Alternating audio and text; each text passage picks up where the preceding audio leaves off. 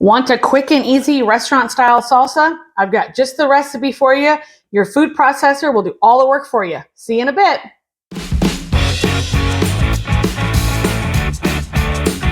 Hi, welcome back to One Dish, Two Ways. I'm Sheila and my husband Joe is behind the camera, and we started our YouTube channel to show people that it's really not that hard to make a meal plan and cook food even though you eat two different ways. So I eat primarily whole food plant-based because I've cured my migraines with that way of eating. And my husband eats more standard American diet, sometimes more on the keto side. So we show you how to do one dish two ways. But this week we are going to just show you one dish, and that is salsa. I have been making this salsa for years. It's based on the Pioneer Woman one that she had years ago, but I just keep adapting it. And honestly, I will give you a template for it, but there's times I make it just slightly different based on what ingredients I have and based on what ingredients need to be used or what I need to go out and buy. So let's talk about tips for it. So the first thing is Joe prefers it less chunky. So you'll see that I'm going to pulse this more than what you may be okay with, and that's fine. You can make this all the way you want it to be. This is currently February when we're taping, so we don't have any fresh tomatoes right now. But during the season when we have a bunch of fresh tomatoes, I will use fresh tomatoes and use the basic of this. But when you use fresh tomatoes, I think it's more like pico de gallo than a regular restaurant style salsa. So let's start with, let me show you what our ingredients are. So I always start with a can of crushed tomatoes. I was able to find the no salt added, so that's good for us. So these I don't actually have to blend because they're already crushed, so I don't need to do anything with this. So I'm just going to put this can in here, and then I'm going to use the food processor to process everything else. That's going to make it super simple. So what I like to do is put my onion in first, and all I did was take one medium onion and I just quartered it, peeled it and quartered it. I'm going to let the machine do all the work. I've got 5 cloves of garlic that are peeled. I'm going to put those in there. The next ingredient I need is some cilantro. So you'll notice I have it in this mug. Treat your herbs when you bring them back from the store, just like you would a bouquet. So as soon as I got home, I don't leave them in that plastic because then you're going to get, these are all going to get too much moisture on them. And actually, I bought the cilantro last week and I've been using a little bit off of it. So that's how long it's lasted. It's a week ago now. So I'm going to take some of the cilantro out and I'm going to use almost all of it. I'm just going to take a little bit of the stems off and put that in compost. Now, this is another thing. You can do as much or as little as you want. There's times I put a little too much in and Joe's like, oh, that was a little more salsa, cilantro than I want. So it just varies. Just do what you want. But sometimes the cilantro is stronger than other times. And then for our spice, I like to use chipotle peppers and adobo. I have actually had a really hard time finding these recently, and I don't know what the deal is with that. But I have found a jar a couple weeks ago. I used one when I made either batch of salsa. Once you put them in a container, these things will last for 2 months because I only use one at a time. I have found that if I put 2 in, it's a little too much for us. So the chipotle peppers, they're smoked peppers, but they do have a little bit of bite to them. But why we like these is because of the smokiness. When I couldn't find it with the last batch of salsa, we ended up having to use green chilies, and we just didn't think the flavor was there as much. In the summertime, if I've got jalapenos from the garden, I'll use that instead of the chipotles, peppers, and adobo.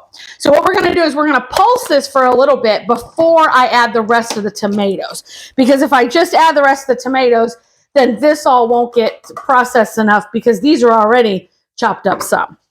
Now this is loud, so I don't know how Joe will cover this up during the video time.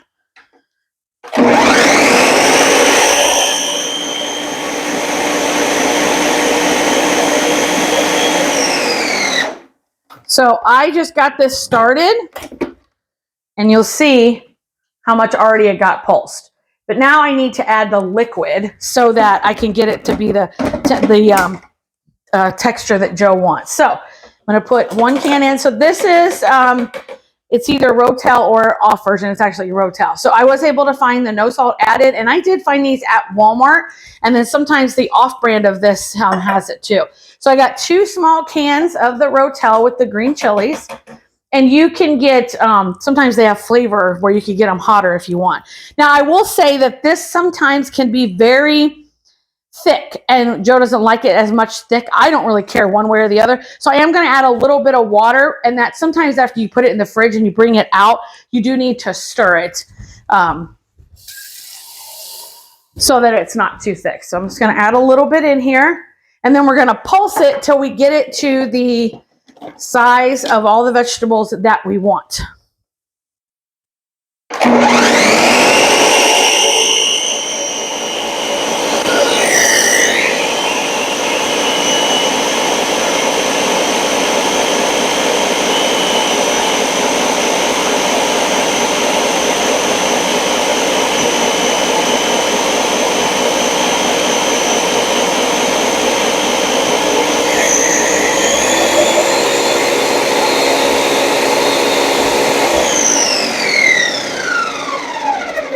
I started on medium, and then I went to high, and we're just going to look at it. That's what you got to do. You just got to look and see, scrape down the sides, and I think I will go for, let me show you. I'll go for a little bit longer. Don't you want it a little smaller, honey? Maybe a little bit. Yeah. I love all salsa, so it doesn't matter to me. So I just want to make sure I get it to where he likes it, because this is our salsa for the next couple of weeks. That's why I make such a big batch, so we don't have to make it every week, unless we're really into Mexican food that week.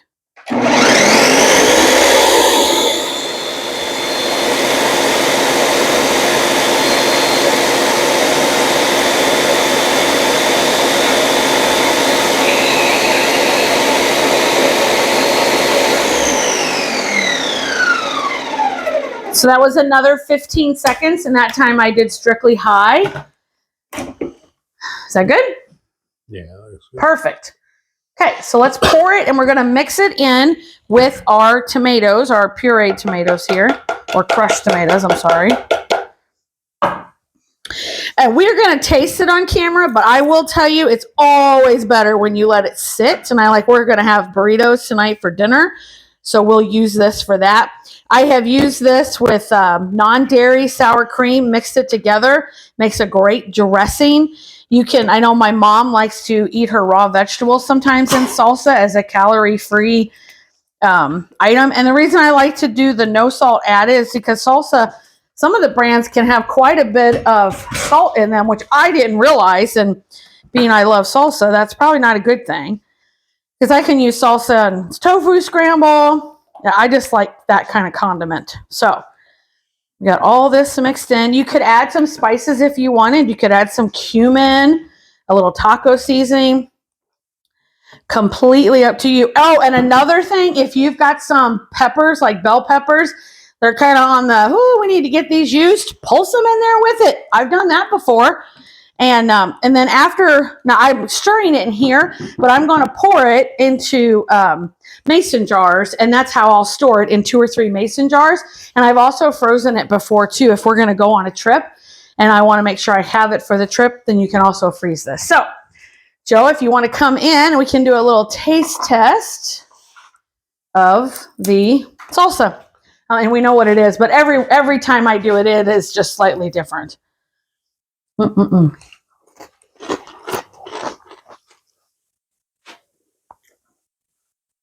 Too much? Not enough? It's got some heat to it this time. And that's another thing. The peppers are always different too. You have no idea how high spicy they're going to be. Just like fresh jalapenos. You get them home, you don't know.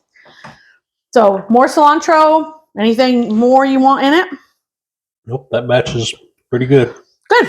So, and always try it even before you put it in the fridge, because you don't know if you do need to adjust it, then you can go ahead and do that. And then if you feel it needs a little bit of salt, you can go ahead and do that.